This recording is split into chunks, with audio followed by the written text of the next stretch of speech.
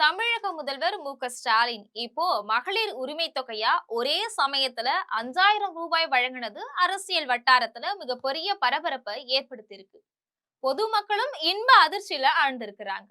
இந்த நிலையில அதுக்கு போட்டியா ஒவ்வொருத்தருடைய பெண்கள் வங்கி கணக்கிலும் 12,000 ரூபாய் டெபாசிட் செய்யறதுக்கு பாரதிய ஜனதா கட்சி ஏற்பாடு செஞ்சுட்டு வருது. இது பற்றி ஜெம் தொலைக்காட்சி வழங்கும் சிறப்பு செய்தி தொகுப்பை இப்போது பார்க்கலாம்.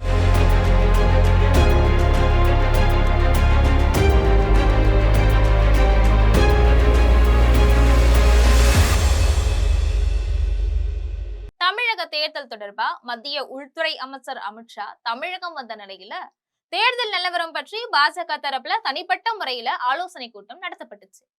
டெல்லியில இருந்து தமிழகம் வந்த அமித்ஷா திருச்சி மாவட்ட ஆட்சியர் அலுவலகத்துக்கு பக்கத்துல இருக்கக்கூடிய ஒரு தனியார் ஓட்டல்ல தங்கி இருந்தார். அங்கதான் இந்த ஆலோசனை கூட்டம் நடந்துச்சு. இந்த ஆலோசனை கூட்டத்துல மத்திய அமைச்சர் பியூஷ் கோயல், மத்திய இணையமைச்சர் எல் முருகன், தமிழகத்துடைய பாஜக மாநில தலைவர் நயினார் நாகேந்திரன் உட்பட நிறைய பேர் கலந்துகிட்டாங்க. இந்த ஆலோசனை கூட்டத்துல முதல்வர் மு.க.ஸ்டாலின் தலைமையிலான தமிழக அரசு பெண்களுக்கு ஒரே தவணையா 5,000 ரூபாய் வழங்கினது பற்றியும் பேசினாங்க. இப்போ உள்துறை அமைச்சர் அமித்ஷா டெல்லி திரும்பி இருக்கக்கூடிய நிலையில இது தொடர்பா ஒரு பரபரப்பான முடிவு பாஜக தரப்புல எடுக்கப்பட்டிருக்கு. அதாவது மத்திய அரசும் தமிழக மக்களை கவரக்கூடிய வகையில புதுசா அறிவிப்புகளை வெளியிடுறது பற்றி டெல்லியில ஆலோசனை நடத்தி இருக்கிறாங்க. அந்த வகையில மத்திய அரசு சார்பில் இதுவரைக்கும் நிறுத்தி வைக்கப்பட்டிருந்த கேஸ் சிலிண்டர் மானியம், உர மானியம் இதையெல்லாம் ஒருங்கிணைத்து அதுக்கான பணத்தை பயனாளிகளுடைய வங்கி கணக்குல டெபாசிட் செய்ய முடிவு செஞ்சப்பட்டிருக்கு. அந்த வகையில ஒவ்வொரு பயனாளிகளுக்கும் 12,000 ரூபாய் கிடைக்கும் அப்படின்னு தெரிய வந்திருக்கு.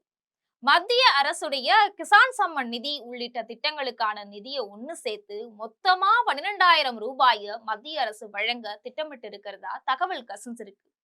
இதன் மூலமா தேர்தல் தேதி அறிவிக்கிறதுக்கு முன்னாடியே ஒவ்வொருத்தருடைய வங்கி கணக்கிலும் 12,000 ரூபாய் டெபாசிட் செய்யப்படும் அப்படின்னு தெரிய வந்திருக்கு. இது மட்டும் இல்லாம பாஜக தரப்புல தனிப்பட்ட தேர்தல் அறிக்கை ஒன்றும் தயாராயிட்டு வருது.